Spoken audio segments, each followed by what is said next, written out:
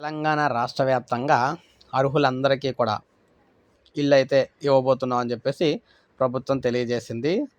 దశల వారీగా అర్హులైన పేదలందరికీ కూడా పక్కా ఇళ్లను అందిస్తామని మంత్రి శ్రీధర్ బాబు అన్నారు. హైదరాబాద్ మూసాపేట పరిధిలోని ఖైతలాపూర్ 2 పడకల గదుల ఇళ్ల సముదాయంలో అమృత్ నగర్కు చెందిన 62 మందికి పట్టాలైతే అందజేశారనమాట. ఈ సందర్భంగా ఏర్పాటు చేసిన సభలో మంత్రి మాట్లాడారు. ప్రతి నియోజకవర్గానికి 3,500 ఇందిరమ్మ ఇళ్లు నిర్మించాలని లక్ష్యంగా పెట్టుకున్నాం. హైదరాబాద్ను విశ్వనగరంగా తీర్చిదిద్దడానికి మెరుగైన మౌలిక వసతులు కల్పిస్తున్నాం.